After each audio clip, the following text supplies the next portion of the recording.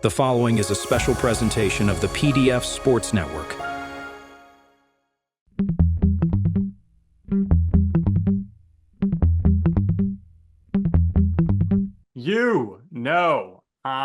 Right. The podcast that uncovers the origin stories of some of the biggest names in sports, media, entertainment, and so much more. Nick Durst here along with Joe Calabrese.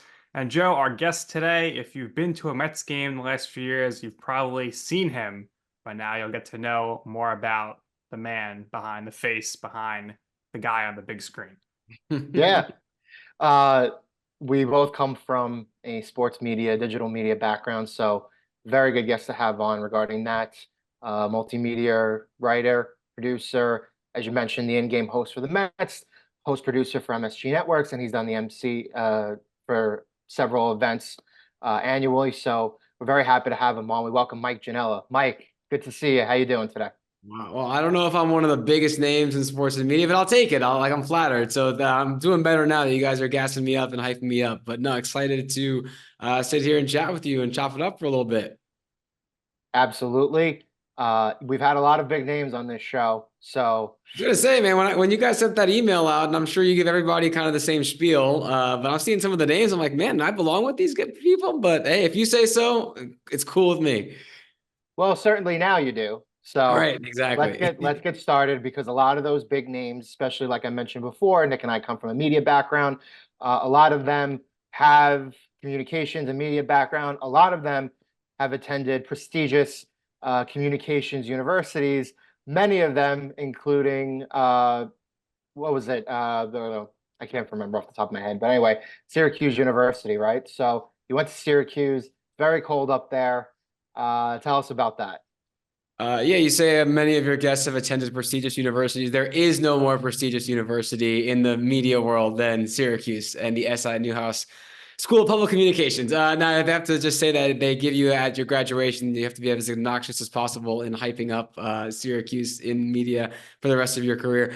Yeah, it's a place that, like you said, it's very cold. So the only reason that's worth living up there in those winters and dealing with 10 inches of snow every day for 4 straight months is to get that education, and more so to get that connection already built in. Now, whenever I meet with someone, whether it's Bob Costas or Ian Eagle, or even a number of producers like Mike Tirico, whoever, we have that connection. Hey, I'm a Syracuse guy too. Oh, you too. Boom. And now we're off and off and running. So you can, in any newsroom, sports, desk, whatever room in the country, throw a paper clip and you'll hit somebody that went to Syracuse, it feels like. So it is something that, maybe we're a little bit obnoxious about it. We think we're the best in the business, but I think the proof is in the pudding. You get enough of us out there succeeding and doing what we do that it goes to show you that, those winters were worthwhile, at least in one regard.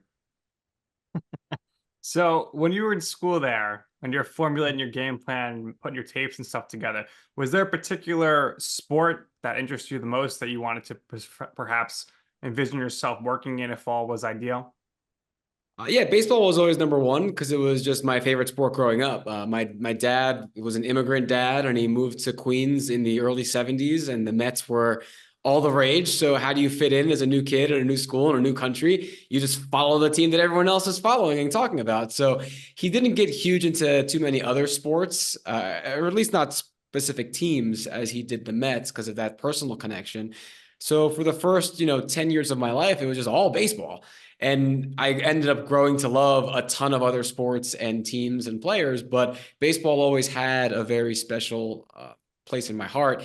And because of that, we would always listen to and watch Mets games, and it would be Gary Cohen and Bob Murphy and, the whole cast and crew on the radio and the TV side. So that was very much my initial goal, was to be a play-by-play broadcaster, because those were the guys that I loved. And I tell this story all the time. Like a lot of young kids, I wanted to grow up and be a professional athlete, and I wanted to play for the Mets, but I learned by like my second Little League season that was never going to happen. Just did not have the coordination or the athleticism or the talent at all. But then I remember watching a game. It wasn't a Mets game. I think it was maybe Cal Ripken breaking Lou Gehrig's games played streak or something. And whoever one of the broadcasters was at the time, might have been Costas, might have been Al Michaels, Chris Berman, who knows. they said something like, man, I've got the best job in the world. How lucky am I to be here live in Baltimore, watching Cal Ripken and being part of this, and they're paying me for it, pinch me, something like that, right? And my 10 or 11-year-old brain thought, wait a minute, that's actually a pretty good point. Like, if I can not play for the Mets, but what if I can become a broadcaster? I'll get to be at all these games for free and kind of live my dream without having to go through playing all the time and striking out, which is all I did in Little League. That sounds like a pretty cool path. So I was grateful and thankful and lucky enough that I kind of knew what I wanted to do from a very young age. And so that was my, path that I had set for myself, was what do I have to do to become a baseball play-by-play broadcaster. And obviously the career has taken a lot of turns since then, but it is something I got to do professionally during and after college. So I got to check that dream, and then life comes at you and you make some different decisions and choices. But that's a long story long about how I decided to do specifically what I tried to do. So for anybody who's trying to make it in baseball, play-by-play, obviously you start in the minors, you start working in media relations, and you also got to do the play-by-play. You did that for the Hickory Crawdads. So talk to us about that experience and what was the longest and worst bus ride you had to take? You do a lot more than just the media guide and the play-by-play. You pull tarp when it's raining. You're on group ticket sales. You're in sponsorship meetings. You sweep the floor of the peanut shells and the popcorn after the fans leave. You do it all. So anybody listening or watching that wants to pursue that, just know that everybody's got to do it. So don't feel like you're too much of a diva just because you're the radio person. The Crawdads, man, longest bus ride. It was a weird league at the time. They've since restructured, and geography is different in minor league baseball. But we used to play a ton of teams in North and South Carolina all the time. Then we would make the one big trip that year, and it was from Hickory, North Carolina, which is basically the very western part of the state, like an hour northwest of Charlotte. And our longest trip was up to the Lake County Captains, who play on Lake Erie. They were, I believe, the then Indians, now Guardians affiliate, I believe. And that was, I don't know, like a 10-hour trip maybe on the bus. And that's a lot. But that wasn't even my longest bus ride ever. The year before, I was in independent baseball. And because there are not as many concerns in terms of geography and keeping, player benefits. Like once you get to affiliated baseball, these are all investments that major league teams are making. So they try and keep things as copacetic as possible. In indie ball, it's just whoever's going to pay you wherever you're going to go. So teams were very far apart, and we had a 12-hour bus ride from Port Charlotte, Florida to Anderson, South Carolina. It was an overnight. We had a night game the night that we took off, or an afternoon game, and then a night game the next night. So not even a day off. It was just game, bus for 12 hours, game. And the bus also had a flat tire along the way at 2:30 in the morning, somewhere on some interstate in like Alligator Alley in Florida. Cost us 2 more hours just sitting on the side of the road. So it's fun now to talk about, but when you're in the moment, definitely something you don't expect to ever have to deal with, but for the memoir one day. Certainly a grind, very difficult to work your way through those very, very early years. Some of the names before we've had on the podcast: Bill Pito, Liam McHugh, Ahmed Fareed, Len Berman. Len Berman was the name I was trying to name it before. It was on the tip of my tongue before I couldn't and blacked out. But all great in their fields and broadcasters. So we'll talk to you about broadcasting for Villanova football and basketball and being a talk show host for UNC Greensboro. Yeah, it's kind of chronologically, I guess, after, I did my play-by-play with Hickory. I was already in North Carolina, and it was called at the time ISP Sports over in Winston-Salem, so about an hour and a half away. And they essentially are the hub for a ton of college sports athletic coverage departments, right? Their radio coverage. Now they're like Learfield was someone else. They turned to IMG. I don't know what it's called now. I haven't kept up with everything, but it was cool. It was just a bunch of, guys and girls in their early 20s, and everyone from UCLA on one coast to Villanova and Maine on the other would have their play-by-play people out at games, but then it would all beam into this one studio in Winston-Salem, North Carolina, of all places, and then beam out to their respective local radio markets. So we would have, Ryan and Joe out at the Villanova basketball game against St. John's or whoever, and then I'd be in the studio doing highlights and checking in on them, doing pregame and halftime and postgame show wrap-ups and looking around the country and that kind of stuff. And I'd be on, ESPN 950 in Philly, one of the top 10 media markets in the country, as a 22-year-old doing Villanova basketball, one of the premier programs in the country. They went to a Final Four the year that I was there hosting for them. So that was really cool and really exciting. And it was just something where you're in the geographical area. So you start looking around for other opportunities, and voila, that was a really cool one to be doing college sports as someone who just had gotten out of college not too recently. Was just really awesome to get that under my belt. And then similar story, I'm in Winston-Salem. Well, what's there? There's Wake Forest, there's UNC Greensboro, like the two biggest athletic conferences in terms of being, D1 that would offer that kind of opportunity. So I reached out to both, and UNCG was the one that was willing to take a chance on someone coming in and just doing new stuff for them and creating content. And we did a weekly sort of Sports Center type show about covering everything that happened that week in the athletic department. We were doing interviews, we were doing play-by-play, pregame show, postgame show, streaming stuff live for fans across the country. And yeah, it was just the kind of cool thing where I thought, all right, I'm here, North Carolina, I moved, down the country. Let's see what else is out there while I'm here. And you just keep trying to stack those things one step at a time. Someone like Bill Pito, who you mentioned, and who I actually know very well from working with him at MSG now, he got to be at ESPN, I think, doing Sports Center when he was like in his mid-20s, but that's because it was the late 80s, early 90s, and that was kind of the new and cool thing. Now, obviously, to get to that kind of level, you got to do a lot more stuff beforehand. And so it's always just been part of my career looking for what's the next like slightly bigger thing or slightly more expansive thing or slightly more responsibility. It's always just trying to climb a ladder and hoping that one day you strike that lightning and get somewhere fast, or you just keep climbing that ladder and you get there a little bit slower, but get there eventually nonetheless. For sure. So you're doing the broadcasting stuff, then you get this pretty cool job, in my opinion, with the Guinness Book of World Records as a content manager. So I would assume at that time, thinking back, lining that up timeline-wise when it was and when they're probably making a move more into social media and digital media, and maybe that was how you ended up with the job. But what was that whole experience like for you? And were you there on the scene for any records to be broken? Yeah, a lot. And not just a cool job in your opinion, a cool job just factually, like objectively. It's just one of the coolest things I've ever had. I'm not a company man anymore, but I do have to correct you. It's Guinness World Records, not the Guinness Book anymore. It's a trademark name. So that's part of the brand training, day one on the job. Still show that I got it. So what ended up happening there was I had done a couple of years down in North Carolina doing all those jobs we talked about. And I realized play-by-play wasn't going to be the ticket that I hoped it would be. I was talking to guys in the industry and learning from people. And for every Joe Buck that ends up calling a World Series when he's 25, you have people that make it to maybe a AA team in like Louisville or Binghamton. And then there's only so many jobs at the major league level for play-by-play. And there are people that make it to Binghamton and then they're there for 25 years. I didn't want to do that. I grew up in New Jersey. I grew up right outside of New York City. So for me, that was always the dream, was to succeed. And if you can make it there, you can make it anywhere, right? That was kind of my mantra always. And so I decided I'm going to stop doing the thing where I go around the country to different minor league teams and try and just keep getting play-by-play jobs. And I decided instead of following the work and seeing where that took me geographically, I was going to choose my geography and see what work I could make happen there.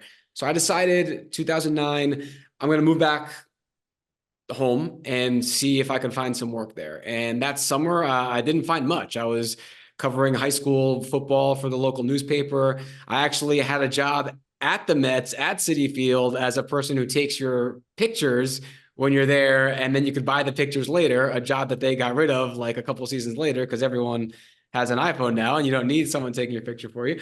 So that's like a fun trivia that I got to work there, 10 years before I actually ended up working there now for sure. So just little things like that, picking up odd jobs. And then on a job board, just a regular old job board, I saw that Guinness World Records, based in the UK in London, was opening a New York City branch to heighten their North American presence. And they were looking for a sports records manager. It's basically a sports expert that would manage all the sports records.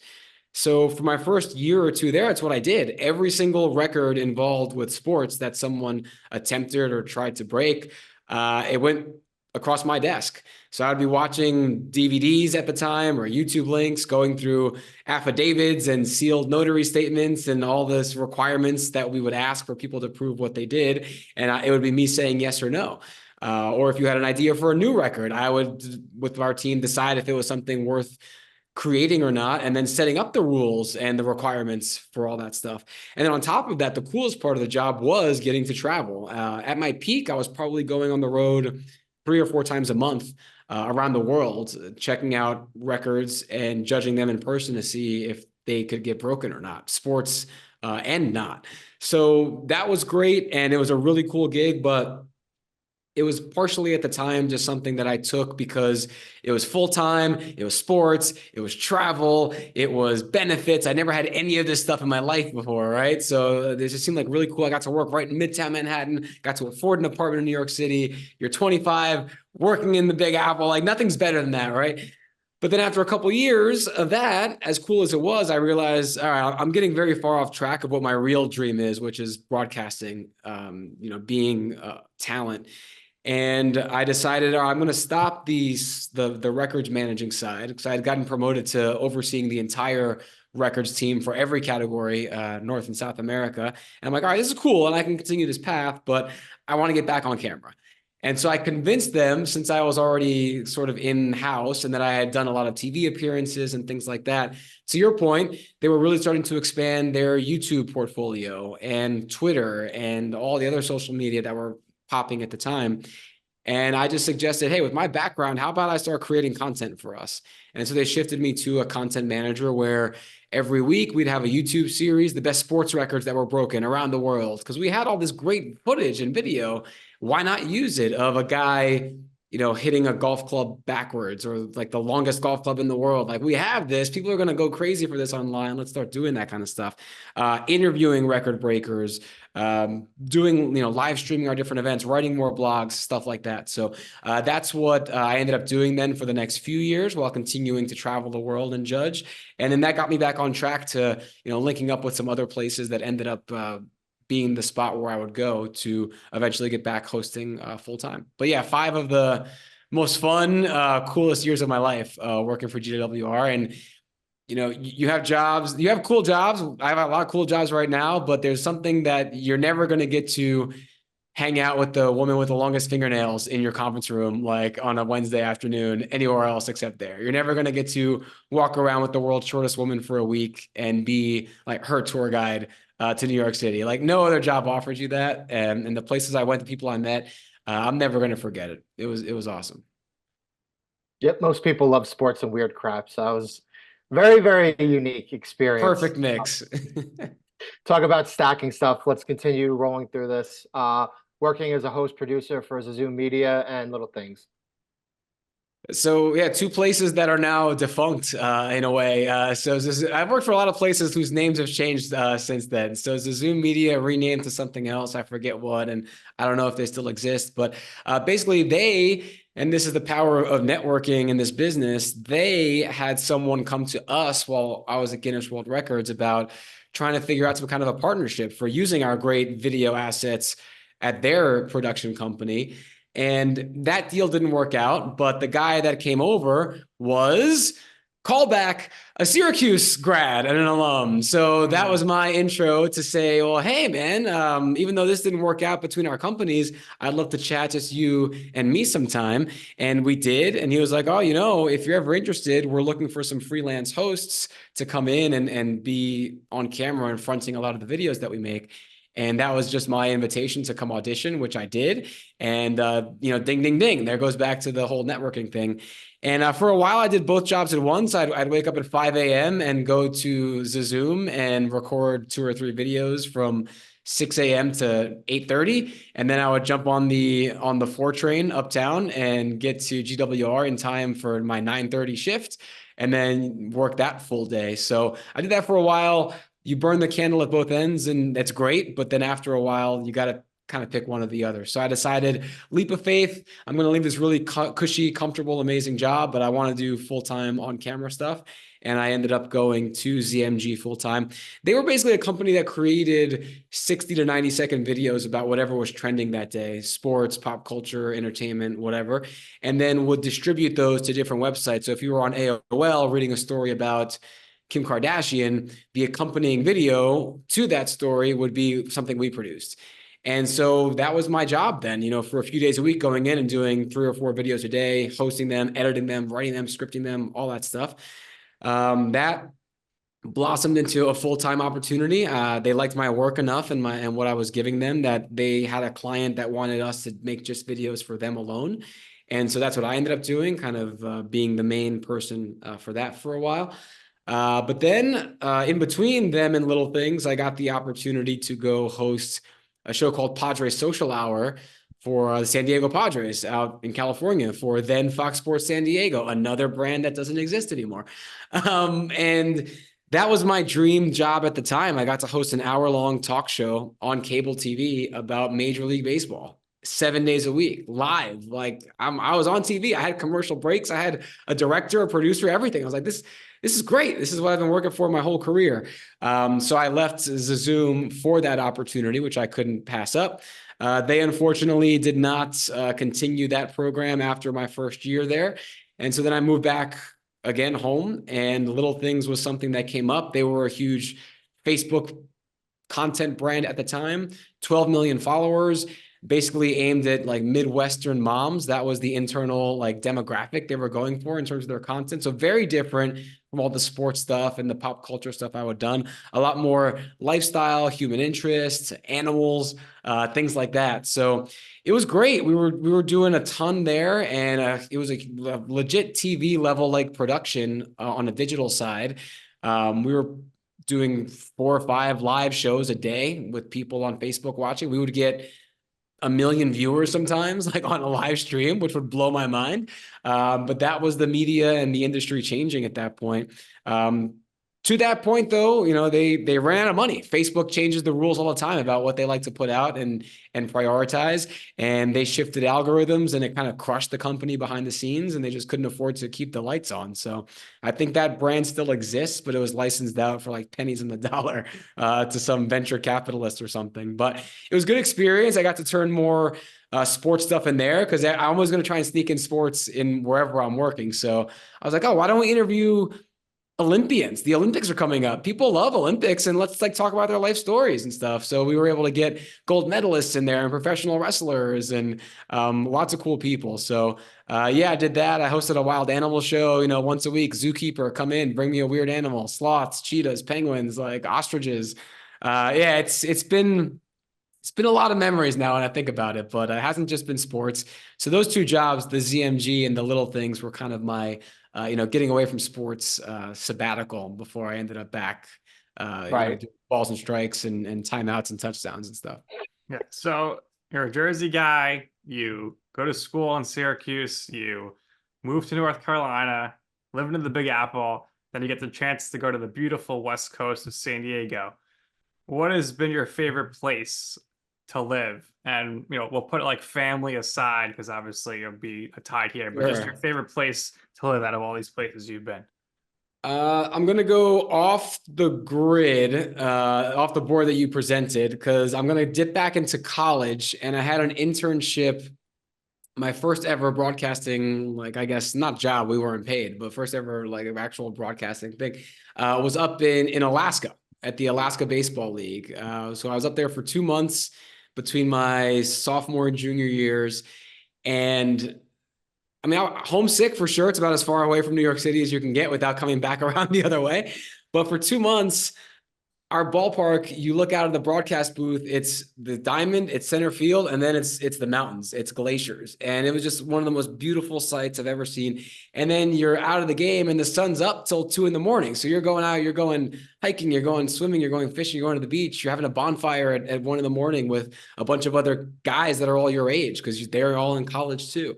Just the gorgeous scenery, the stuff you can do, and just the fact that it was so random in such a crazy place that I never dreamed I'd ever get to go. And now I was going there to do my dream job. So kind of those two things together. And, you know, always remember your first, right? No matter what it is in life. And that was my first time that I was actually on a microphone because someone thought I was good enough to do that for a living. And it's just cool to say, like, I worked in Alaska for a summer. If it was a winter job, I probably wouldn't have been as enamored with What was it. like the high temperature? It was like in the 60s, 70s? Like low 70s. So you're not surfing Comfortable, yeah. or anything Right. like that, but I sweat super easily. I sweat getting out of bed in the morning in December. So 71 and a little breezy for me all summer. I'll take that 10 times out of 10. So that's my favorite, but it's nitpicking because I did a summer in the Cape Cod League. That was equally amazing to be just in a great beach town like that. San Diego, it was a little slow for my tastes, but in terms of just wanting to go out there, I'd go back on vacation in a heartbeat. Living there for me was a little bit, I missed more of that energy and the hustle of the East Coast, but San Diego, no bad things to say about it or its people. But yeah, like New York, when you add family, when you add friends, when you add the fact that it's always been my dream and my backyard, that's obviously going to be number one. But like you said, taking that, you know, out of account, I've just been really lucky to be in some really cool places doing something I love. Alaska, super, super cool. You mentioned animals before, so one last stop here before we get to the Mets. On-air host for the American Kennel Club. How did that Yeah. opportunity come about? Obviously, you have experience doing digital media stuff, especially stuff related around animals. So did somebody approach you with that, or did you kind of go searching for it? That's something that I'm still doing. It's one of my ongoing gigs along with the Mets and being over at MSG. It comes back to just knowing people and keeping conversations. That wasn't something that I was seeking out. But the person who had tipped me off that the Mets were going to be looking for people at the time that I was auditioning also knew that there was an opportunity at the American Kennel Club that they were expanding and they were going to be looking for on-air talent. And he had known that I had this experience as well. He's like, would you be interested in going back to animals? It's like, you know, it's the AKC or whatever. And it wasn't necessarily top of my list of things I was thinking about doing at the time, but it's a renowned organization. They had a great content arm that they were looking to build. It was, again, local, and nothing's wrong with animal. Like, there's no bad thing when you're doing animal content. Animals are amazing. Dogs are the best. Everyone loves them. So it's kind of a no-brainer.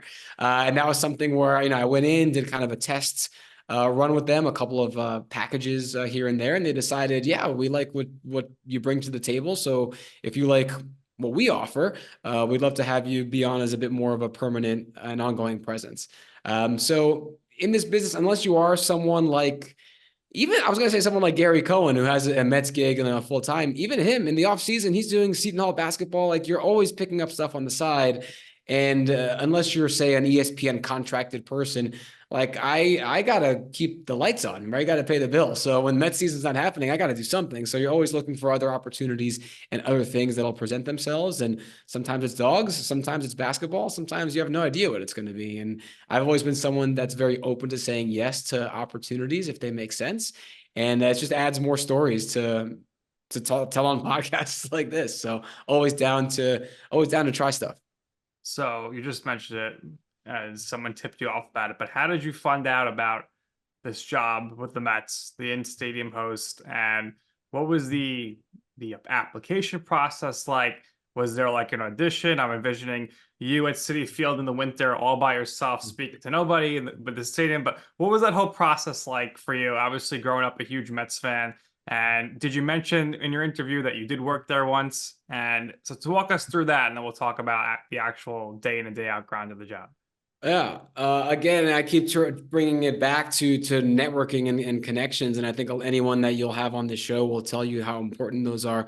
So when I was at that job we talked about a while ago, the Zazoom Media Group, my boss there, my producer, had a friend who was a talent agent. And he came in one day, introduced, oh, yeah, these are the hosts we have working here, et cetera, et cetera. And then, you know, they were Yankees fans, so they were talking about that. I was talking about being a Mets fan, just completely unrelated, just, you know, shooting the breeze. And that agent, I believe, represented the person who was the Mets host at the time, or one of their hosts at the time. And so he knew that they were leaving to go pursue other stuff. And he remembered that conversation with me and my boss, that I was a Mets fan. And obviously he knew that I was on-air talent. So he asked my boss, hey, ask Mike if he'd be interested in me throwing his name in the ring at the Mets. Cause I don't think they publicized the opportunity. It wasn't like, on Indeed or LinkedIn or anything like that. So obviously when I was presented with that opportunity, I said, absolutely, I'd love to. But the timing didn't work out because it was actually around the same time that I was auditioning for that Padres job that I talked about. And the Mets opportunity at the time was as a backup because the guy ahead of me wasn't leaving full-time yet, but they were trying to transition him out. So I had, backup opportunity with the team I loved since I was a baby, or full-time on TV opportunity with a team that I'd always known about, but, moving cross country and never had that a huge affiliation with. So it did for a little while make me wonder which decision I should take. But in the end, the opportunity at the time was just better with the Padres. So I actually had to tell the Mets, thanks, but no thanks. But then after all that stuff that we talked about already with LittleThings and coming back and all that stuff, the guy ended up leaving the Mets full time. And they reached back out to me. Hey, we know you're back in town. If you're still interested, we'd love to, kind of rekindle this connection if you're down. And I said, yeah, let's do it. So what that ended up being in terms of the audition process was, I went in. I remember my co-host still to this day, Emily Reppert, who's there. They brought her in. And brought me in. It was, I think a December or January day. We weren't outside, thankfully. We just went into like the press conference room just to have a little bit more space. And it was, the guy who's now my director there and a couple other people. All right, Mike and Emily, pretend that I remember to this day, it's like, pretend that it's WWE bobblehead giveaway day. And you guys got to get the fans excited to come out for that. 30 seconds, go. And I'm a huge pro wrestling fan, so it was just fortuitous that I was able to like cut a Stone Cold Steve Austin promo kind of thing in there, and that that really helped me stand out, I think. But we just did a bunch of that, and it just kind of small samples and things of that sort. But I'd done something similar the couple of years before when I had to turn the job down, so they kind of already knew what I had to offer. It was just a matter of, did I still have it? Had I gotten better?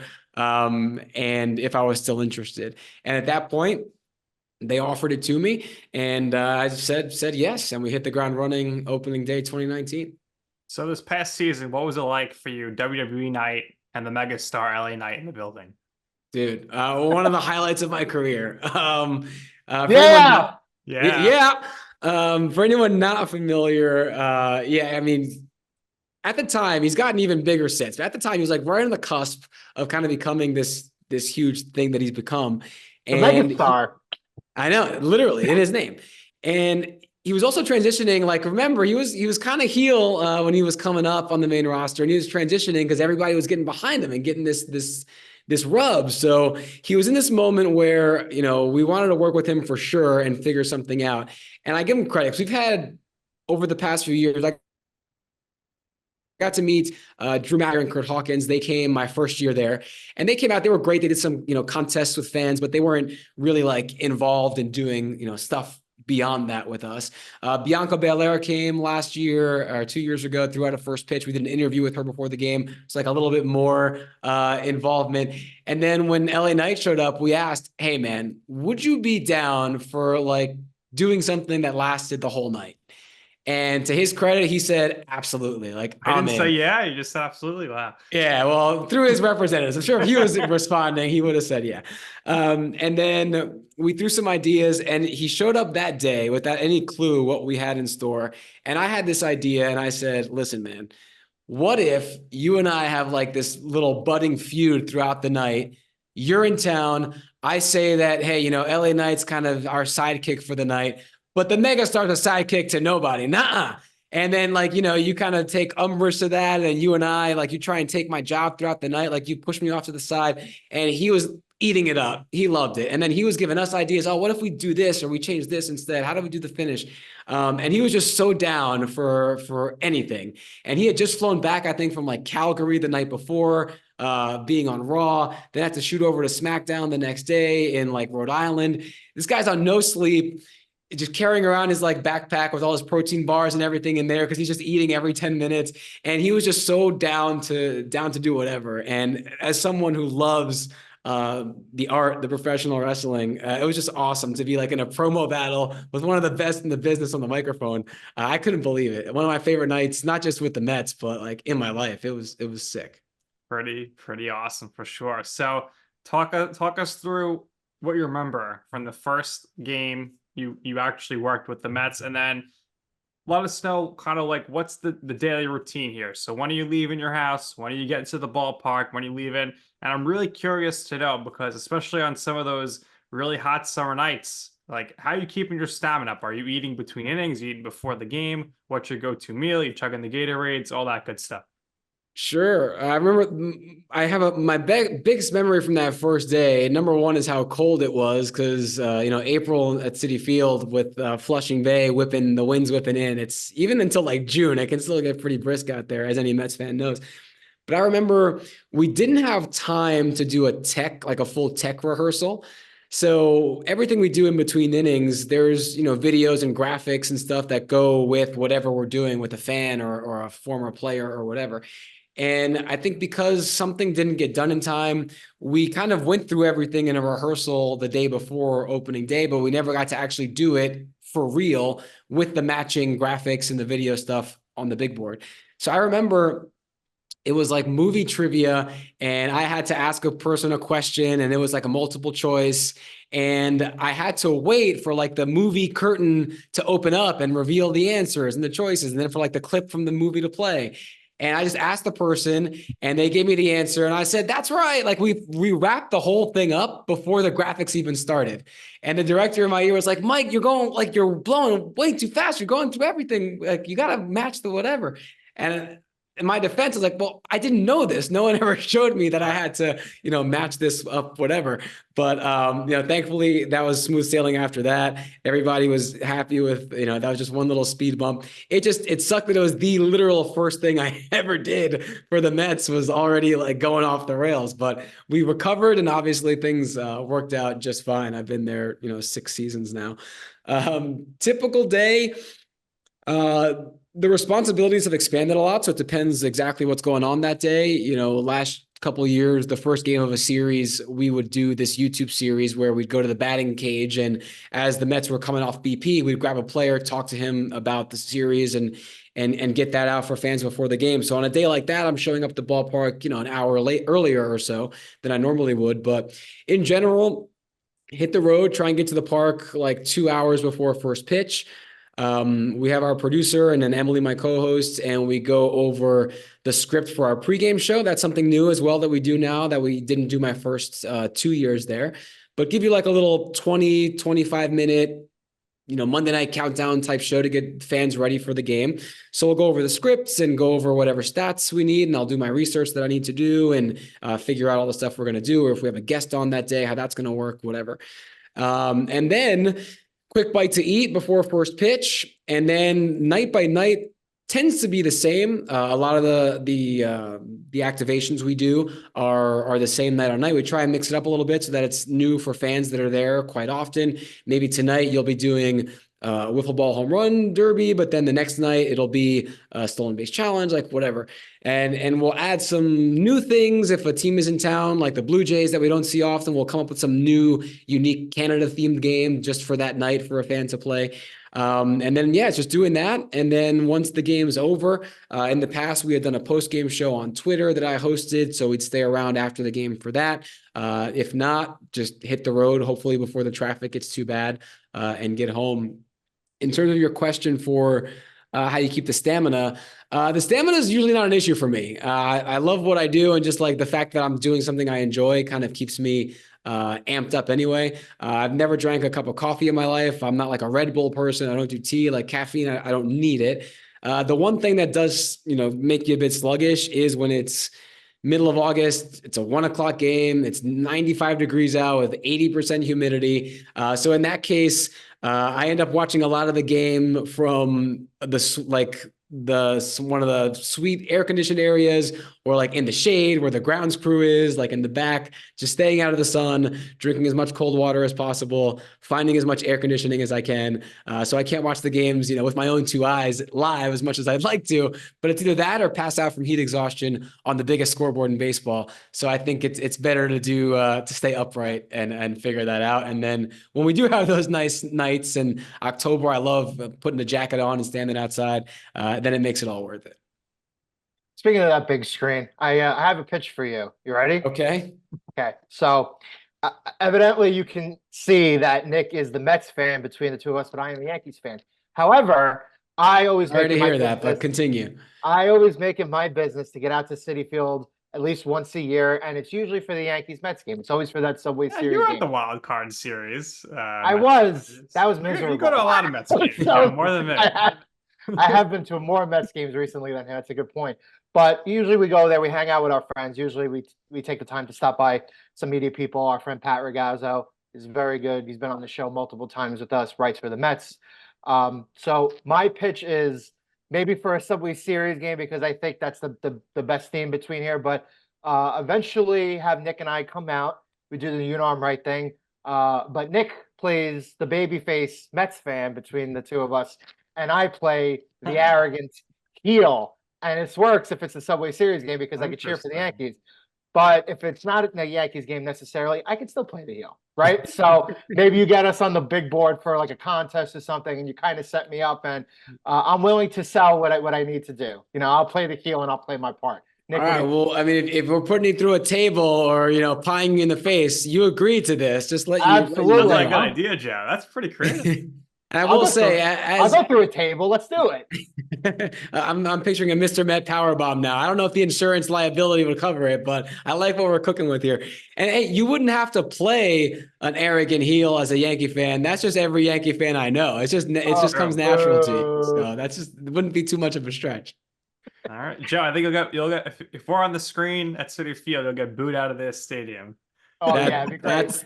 That's a fact. We did do something a couple of years ago with a Hollywood Yankee Hogan fan up here, and just to be like, we can be the nice guys here. And as soon as we even put a Yankee logo on that screen, it was boos like Rock Hogan WrestleMania 21. Man, it was insane. That's great. I will certainly do my Hollywood Hogan part. I love playing up to the crowd. Let's talk about MSG Networks, doing digital hosting for them and doing betting shows now. And as we all know, sports betting has become this ridiculously huge thing in this country. So talked about hosting betting shows and just doing stuff for MSG Networks. Just to let you guys know, I severely underestimated how much battery I had on my laptop. So we're down to 7%. Hopefully we should be okay. I don't know how much longer we want to chat. I'm having a good time, but FYI. So MSG was an opportunity that came along because that's something I went out and sought proactively. I had seen that one of their producers was a Syracuse guy. That seems to be a thread throughout this conversation. And he had just gotten promoted. I was reading it in the trade magazine. And I said, you know what, let me try and find this guy's email, make this Syracuse connection, and let me see if there's something there that they can maybe want to talk to me about, hopefully bringing me on for something. Went in. We had a great meeting, really cool guy. And then nothing happened. We stayed in touch for like 8 or 9 months and just, we got nothing for you. We're keeping you in mind, whatever. And then finally they had a new, sponsored content a couple seasons ago that they needed a host for. And he reached out to me, or actually I had to reach out to him, just a general checkup. And he's like, oh, I'm glad you reached out because we're looking for this position to fill. Would you be able to come in tomorrow, literally for an audition? We're auditioning everybody tomorrow and they want to see, what you got. I said, for sure. So I went in, got the job, and then we ran that for a season. But then once you're in, it's a lot easier to do more and more work. You've proven yourself, you make relationships, and that was just the opportunity that I needed. Unfortunately, the next season was COVID, so not much going into the studio, but they were still producing content. NHL was doing their bubble tournament, their Stanley Cup that summer. So they had gotten DraftKings as a sponsor. They were testing out betting content. They knew they could trust me with sponsored stuff. And we did that. I spent a year shooting from home for MSG doing content. And then as sports betting actually legalized in New York, and everything expanded. More people came into the fold, FanDuel as well. So more content that meant. And then, yeah, just more opportunities meant more chances for me also to jump on there, knowing that it was a huge and expanding part of sports now. I think every network or every outlet is trying to get in on that. So it's something that I've always known, like the language, and I've known betting. Not saying I ever did it before it was legal, making sure that's 100%, on the record. But no, it's something I always found really interesting and that I took a liking to. So the fact that you can now do it above board and add that as part of my content offering has been really cool. So you've been able to obviously interact with a ton of baseball players, but just curious for you, what's your favorite interview or interaction you've had with a celebrity? Obviously, you a great all-time Jeopardy competitor, $100,000 pyramid. You've interviewed Andy Cohen. So who are some of the coolest people you've gotten to interact with, either through those game show opportunities or through your profession? I'll pick three if you'll indulge me, just for different areas. So for the Mets, I'm picking four already. I'm breaking my own rules. For the Mets, Mike Piazza and David Wright, because they were the two guys that I idolized growing up. And the crazy thing with Mike Piazza, he was back in town 2 summers ago, and he gave us a ton of time. He's like, whatever you guys need. And we did 31 questions with 31. I couldn't believe I got to ask Mike Piazza that many questions. We sat for like 20 minutes. And then I'm sure you guys run into this all the time producing your own show. The video card, as we were transferring all the footage, corrupted and we lost everything. So that entire interview I have with Mike Piazza, my favorite player growing up, awesome interview, gone forever. I don't even have a version with no audio, like nothing. It never existed. I have still photos to prove that it happened, but that was a bummer. But just talking to him in person and realizing, wow, this guy that I used to cheer for as, an 11-year-old is now answering what I'm asking him, blew my mind. And then David Wright was kind of the one Met left that I hadn't got to interview yet after all my time there, out of all the ones that I loved growing up. And I finally got to meet him. It was his first time back at Citi Field since his retirement with the Mets Hall of Fame induction last summer. And just being nicest guy. Like, you expect someone like that to never be as just gregarious and outgoing and welcoming as you think they are, because never meet your heroes. He above and beyond. Like, we were talking about our shoes. We're like doing, what do we do with our hands? He's like asking me about my life. Nicest guy. So David Wright, meet your heroes. He is proof that does happen sometimes. And then the two others I'd say were when I worked for Guinness World Records. One of the records I got to do, we had a deal with the NBA at that time, a partnership that we'd go down there on the All-Star break. Bunch of players during All-Star shoot around the day before the game would try a bunch of records. So we were there. I was judging most half-court shots made in a minute. None of them got it, but it was a team of 5 working, and one of them was LeBron James. And this is the 2012, so the year he was about to win his first championship, but already LeBron was as massive as it gets. He was at the peak of his powers at that time as a player. And he, again, is coming up to me, like asking me questions like, oh, where are you from, Mike? All right, what do I got to do here? Like, tell me what I'm doing wrong. Tell me what I'm doing right. I'm like, wow. So LeBron James, the most powerful, figuratively and literally, basketball player in the entire world, if not athlete, like, he's following my directions. He's doing, like, I'm coaching him. I'm trying to talk to him. And just like, he's cracking jokes with me, putting his arm around my shoulder. And just, it's hard to be, professional sometimes, because you're like, this is really cool. And I want to geek out right now, but you got to play it cool and you got to act, because you're there to do the job. But deep down inside, I was like, man, this is just incredible. This is amazing. And then the last one I'd say was before I got to play on Jeopardy, because he had passed before then, but I got to go on Jeopardy to present Alex Trebek with a world record of his own. And that was, 10 years ago at this point. But I've watched Jeopardy literally every night, or I used to watch it every night since I was 4 years old. We watched it at dinner every night with my parents. And Alex Trebek, along with Bob Costas, I'd say, who I got to meet later with the Mets. That's another really great one through here. Those are the two guys that really influenced me in terms of wanting to do what I do, get in front of a camera for a career, and also just their style, kind of the way they carry themselves. And so for me to meet Alex, present him with something that he was humbled and kind of astonished by, and then get to interview him as well was just like earth-shattering. And anytime you can do something that impresses like your grandma and your grandpa who speak no English, but they know, oh, that's the Jeopardy guy that Mike knows, and like he's with them now, like that's the kind of stuff that has always stood out to me. So I know you asked for one person and I gave you like 6 and counting, but I've had a lot of cool stuff. So I've been lucky to be able to experience that. Pretty good list, that's for sure.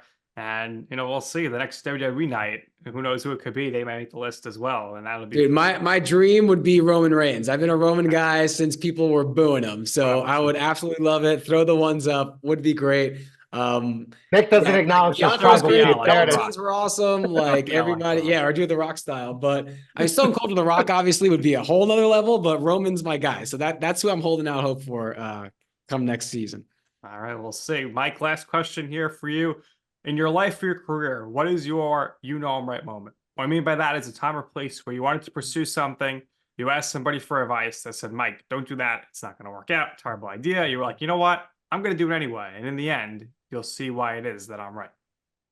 My entire career is a I'm right moment. You get to Syracuse, and I remember my first day of broadcasting class, professor went around the table. It was like a long, Knights of the Round Table type thing. All right, what's everyone's goal here? What's your professional goal? What do you guys want to do? And all of us were, I want to be the next Bob Costas. I want to host the Tonight Show. I want to host Hollywood News. I want to host the Oscars, whatever. And there was one kid, I remember his name, Clarence Cross III. I remember it to this day. And he said, I'd love to be a producer. I'd love to produce like the NBC Nightly News and just decide, what stories make it to the broadcast and organize a show. That sounds really interesting to me. And we all go around and we're all thinking, man, what a loser. He's the only guy that doesn't want to be on camera. And then the professor goes, all right, let me ask you a question. Who's the smartest person in this room? And we all look at each other like, wait, is this a test? Like, should I raise my hand? And he goes, it's Clarence. He's the only one here that doesn't want to be on air. Because guess what? Like 90% of you are not going to make it. I'm telling you that right now. So from that, cold glass of water in your face moment at the very beginning of literally studying to do what I do, to all the times throughout the years, I'd be unemployed for months at a time. And my parents, who have always been very supportive, would always gently nudge like, oh, are you sure, Mike, you don't want to get into PR or writing? You're so good at this and other kind of stuff. Or people telling me, yeah, you're going to have to live in Missouri for 10 years. You're never going to be able to be on camera in New York City or whatever. I always had that determination and that drive to prove people wrong and prove myself right. And so that just happens constantly. And a lot of my friends and peers from early in my career long ago gave this up, but here I am still going. So to them, I say, I'm right. I was right. Love it. I hope Clarence Cross III is doing well too. What a name. I think so. I got to look him up now. I got to find out what he's been up to because he was producing somewhere a few years ago. But yeah, now I got to go look him up and see what's going on. That's too funny. Mike, we thank you for your time. We really appreciate it. We know your laptop battery is running low. We're 4%, baby. We're going to make it, I think. All right, we're going to make it. Anyway, so great interview. Lots of great stories. Again, Nick and I would love to come hang out with you one day soon at Citi Field during the season. What we do here is we always give our guests the last word. So if there's anything else you would personally like to share or promote for yourself, by all means, go ahead and do it. We wish you the best of luck coming this season. I don't wish the Mets really great luck at all, but hopefully it's reciprocal. It's reciprocal. Don't worry. I appreciate you guys. And come say what's up at the park sometime this summer. Only things to plug, come out and see some Mets games this summer. Anybody watching or listening, come say hi to me if you find me. And then, I'm not on too many social media, but it's just Mike Janela everywhere. Instagram, Twitter /X. I started a TikTok last summer. It's not going great, but follow me there anyway. Maybe I'll put some cool stuff up once in a while. But appreciate you guys letting me have the time. And anybody else interested in talking more, hit me up. And I guess officially, let's go Mets.